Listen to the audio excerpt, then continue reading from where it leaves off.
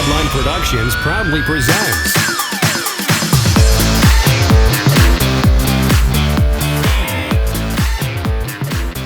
Hey YouTube. Well, today I have a really special treat for you guys. I'm gonna go over a car that I never thought I would see myself owning or being part owner with so soon. This is the 2010 Volkswagen GTI that belongs to our Chief of Operations, Jackson. Now, we actually took delivery of the car last Thursday, and so far it's been really, really great. I was about to purchase a GTI before I bought my Fit. I still have my Fit, so we actually got rid of his poorly conditioned and beat up Audi A6, which was an 03 with 147,000 miles. This one is the candy white pearl exterior color. This one is also the two-door 6-speed manual transmission. This one comes with, luckily, the sunroof and the touchscreen radio. It does not have navigation. I would have preferred to get the one with navigation just because it gives you the bi-xenon swiveling headlights. Not necessarily because I want the nav system, but just the xenon headlights, which this one is lacking, but that's okay. This one is a CPO. It's a 2010 with 30,000. We bought it with 30,700 miles on it. It has almost 31, just under 31 right now. Anyways, I never thought I would see myself owning a white car, but I actually it's starting to grow on me. I really like the white GTI because it's got the red brake calipers that are factory. Those were not painted. The nice red grille, the red stitching on the inside. It's just a really nice contrast with the white. And I mean, the car still looks pretty much brand new. Like, people have mistaken it for a new car, even though it's a 2010. I mean, the only reason why we bought it is because it's a CPO. I mean, you guys know me as a Japanese car lover. This one's a CPO, so it made me feel a little bit better because it does come with a bumper-to-bumper warranty for about 24,000 miles. So that's probably how long we're planning to keep the car. Just because, I mean, this is not necessarily the GTI that we wanted, or at least that I've always wanted. I wanted an Autobahn. But, I mean, this is a really nice car, and it's fast. This car handles like it's on rails. The turbo engine is just really, really addicting, and I just can't wait to show you guys how this car drives. My mixed feelings so far about the car are a couple things. Coming to the interior, you do get those traditional plaid Volkswagen seats, which I actually really like. A lot of people say that the plaid seats are better than the leather. And I love the steering wheel in this car. Love the red stitching. I love how fat it is. I love the flat bottom part of the steering wheel. It's just a really nice car. And then this is Volkswagen's key. It's pretty much the same key that they've been using for years. They have updated the look of it a little bit. It doesn't feel as well, I mean, the Jackson had that Audi A6, and it had the old Volkswagen key, and I can just tell the differences in it. If you guys have a Volkswagen, you know what I mean. Anyways, you can see 30,000 miles, 30,900 miles on it. You can see there's the touchscreen radio. It looks like nav, but it's not really nav. 30,971. One thing I don't like about German cars is the dinger keeps going, even though I've started the engine, and just because the door's open, the dinger keeps going off. I wish that they didn't do that. It's because I'm used to my Fit I'm used to Japanese cars that stop doing that. But anyways, this one does have the 6-speed manual transmission. I'm not sure. I mean, I like how it's a stick, which Jackson wanted a stick. The stick, though, is a little, I don't want to say disappointing in this car. It's just not as precise as the manual in my Fit. And I mean, people have said the same thing. People actually praise the DSG in this car more, which, I don't know. If I was going to buy it new, I would have to drive it again with the DSG, drive it back to back, because the clutch in this car, and I love how it already comes with sport pedals. The clutch in this car has a really long travel. It's much longer than my Fit's, so I do have to sit closer to the wheel because I have short legs. The shifter is a little bit notchier. I love how it's 6 speeds. You push down for reverse. That's how you engage reverse. It's fine right now, but when you're in traffic, it kind of can get a little notchy. But anyways, those are pretty much my only two gripes with it, or I'll talk about the other gripe in a second. I love the interior in here. It's all soft touch plastic. Like I said, it could pretty much wear an Audi badge in here and I wouldn't even know the difference. It's all soft touch plastic, and it's even soft touch plastic up here. It's not like this is all just one piece of soft touch plastic. The door panels here are all soft touch plastic. The windows are automatic up, down for the driver and front passenger. You got this real nice aluminum trim here. This is real, and this faux carbon fiber. Soft touch right here, where your armrest, or where your arms are gonna rest, your elbows are gonna rest. A nice nice fuzzy material right there where the storage compartment is. The armrest right here, it adjusts and it slides, and I just really love how it adjusts. And then you get your auxiliary and USB input right there. Cup holders and whatnot. I love the red stitching in here. And like I said, this one does come with Volkswagen's touchscreen radio, which I kind of have little mixed feelings for. I mean, I like how it looks like nav. There's no Dyna audio in here, but the sound system is really good for not having a Dyna audio in here. But I mean, I do have a little bit of mixed feelings for this thing, but just because I'm not sure a touchscreen radio is really necessary, but I like how it looks like, oh, it's really clean, and it does almost look like you have nav, even though it's technically not really nav. But glove box, it's lined with that felt material again. This is just really high quality Volkswagen interior. I'm really impressed. This one does have the sunroof as well, which is automatic. I mean, you kind of just turn this knob here, but it's weird because the sunroof actually doesn't open unless you turn it again and hold it, and then it opens fully. But to close it, you kind of just turn it all the way down to the close position right there, which I kind of prefer the controls of Hondas or Fords for that matter, just because that's what I'm used to. Your mirrors here are lighted, so that's very, very nice. This sunglass holder in here is pathetic though. My sunglasses won't fit in here, neither will Jackson's like $400 Oakley sunglasses. They won't fit in there either, so they're kind of useless. Now here's my other gripe with the car. It does have a 6-way manual adjustable seat, but when you pull this lever here to raise the seat, which is already at the highest position, you can see when you push it down, the seat kind of ratchets in one motion.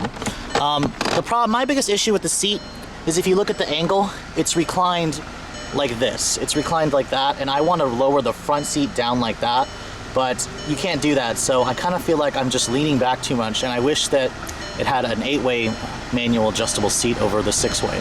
That's pretty much my only gripe with it. It's probably just because I'm not used to the driving position that this car has. My favorite feature about the trunk is how you open it. You push down right there and it opens like that. That's a very Golf thing. But it's a really nicely finished cargo area. I love how this has the cargo cover and it has the netting right there. You have a temporary spare under here, and the seats do fold down for increased versatility. But I just really love the cargo area here. It's really nicely finished. The door panels on the passenger side pretty much all follow through. Soft touch, you got real aluminum trim, and you have the nice felt material right there. It's just really unexpected in this kind of a car. Now, to get to the back seat, I am regretting that it's a 2-door, but I can't really fault this car because it still gives you pretty good space back there.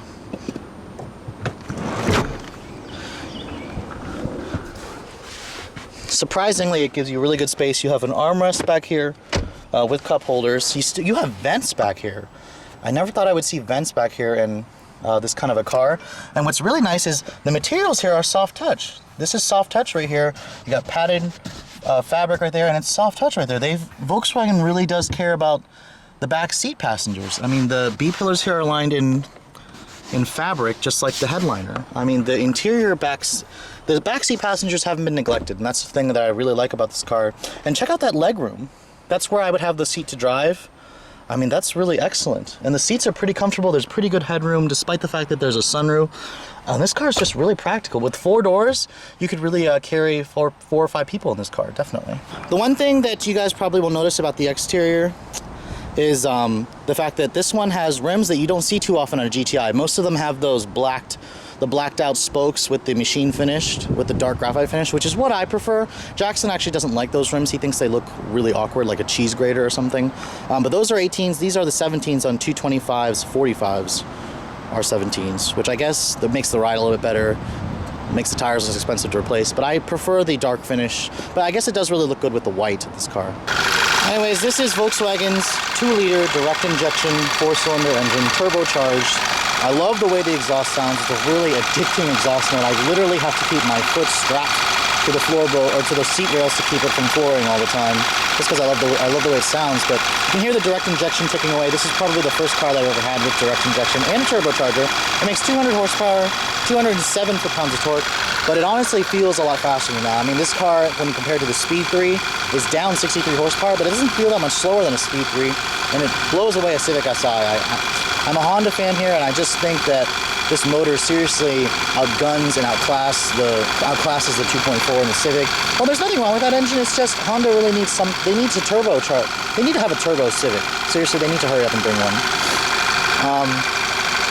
This does take synthetic motor oil, which I'm not surprised it does, and it does recommend premium gas, which I've been putting in just because, I mean, you have a sport compact, you should put premium.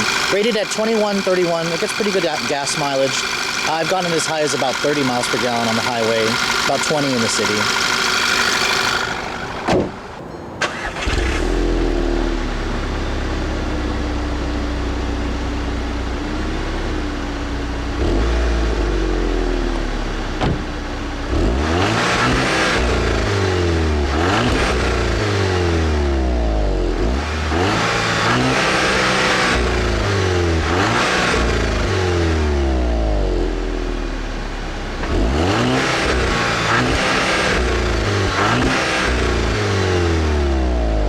Now to the fun part. I'm sorry I had to repeat that 3 times, just because this car is fun to drive. For those of you who have never driven a GTI, get ready for this, because I really love this car. And I'm pretty sure if you guys are Volkswagen fans, Civic Si fans, you are going to love this car as well. Just because it's just incredible how fun to drive this car is. It's really, really nice. The manual does take a little bit of getting used to, and it's harder to drive in traffic, just the clutch is a little bit heavier than my Fits, but I mean, I can forgive that just because it's a performance car. But I love the steering wheel in this car. Like, I am in love with the steering wheel in this car. No complaints at all. I love the gauges also. They look just like Audis. I mean, they look like they've just been pulled right out of an Audi and just stuck in this car. A really, really nice car. The front tires will lose grip very easily, but there's no torque steer in this car. That's what I really love about it. The Speed 3 has torque steer. What else has torque steer? I'm assuming the Caliber SRT4 had torque steer, but this car is just very refined. It's not the fastest of the sport compacts, but it's the most refined and has the most luxurious interior, which is what is really important to me. Now, some of you might be like, oh, I can get a much faster car. That's okay, because I mean, this car 0 to 60 in 6.5 seconds is fast enough for me. You can hear that exhaust note. Unfortunately, there's traffic here, but don't worry, my test drive isn't over yet. I'm gonna take you guys on a quick little route. There is an upshift light, which actually is much better than the upshift lights I've seen in other cars. This one actually tells you which gear it recommends to go into versus just shift up, shift up.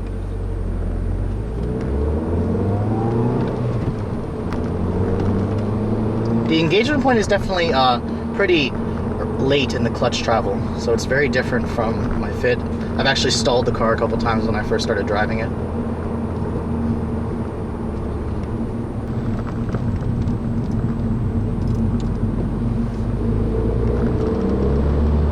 Unfortunately, there's lots of traffic here. Hold on. You can hear the exhaust in here. It already sounds great.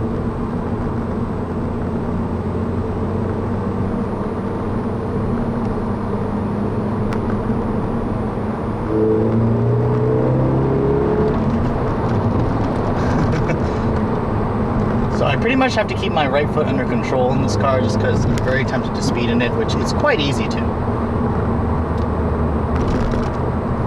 You know, the Focus ST is supposed to compete with this car, and I'm just wondering, I can't wait for it to come out, that's for sure.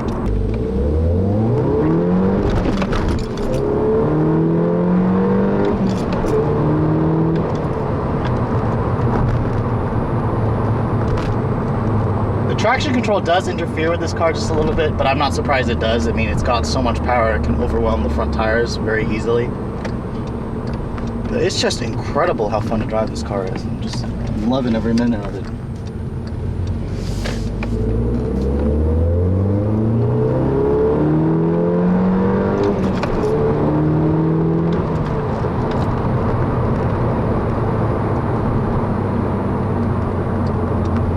I mean, I know Volkswagen charges about 27 grand for this car when it was new, and I probably would pay it. But I mean, I didn't pay that much just because this is a CPO. You can see just how much torque it has. I love it.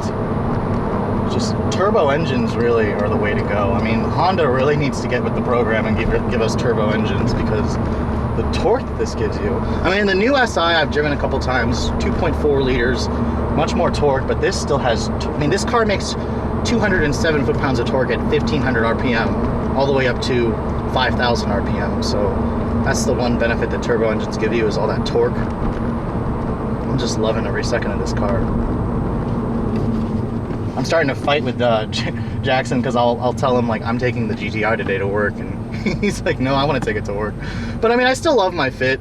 My Fit does get better gas miles than this car, so it is the car that we're going to be using more often when gas goes up again. Just that exhaust. The thing is, the car is so quiet until you put your foot down. As soon as you get the revs up, it just sounds fantastic. I love it. I love every second of this car. And the brakes are really good, which is important because this is a hot hatch. You need good brakes to slow yourself down from your hooliganism that this car will pretty much just force you to do.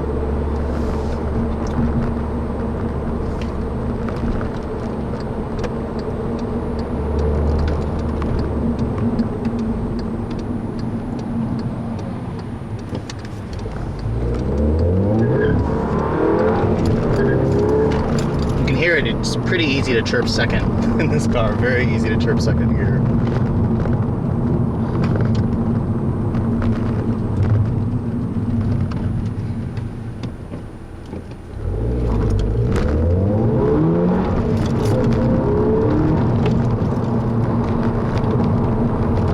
Whew.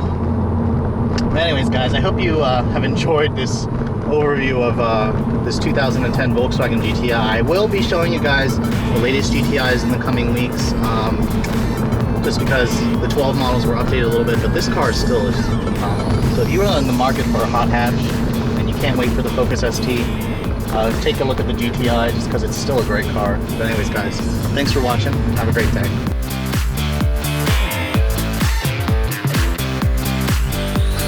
Yeah, here's some legal stuff for you. The views and opinions expressed in the following video may not necessarily reflect those of the title-holding automotive dealer or the entity they represent. All videos are filmed with permission by a professional driver on a set course with the collaboration and assistance of local law enforcement authorities. Do not attempt. Logos and brandings of vehicle manufacturers, dealerships, and online social media sites are the sole property of their respective representation used with permission. The To The Redline logo, soundtrack, and web resources, as well as all other associated media, are copyrighted intellectual property of To The Redline LLC. All rights reserved.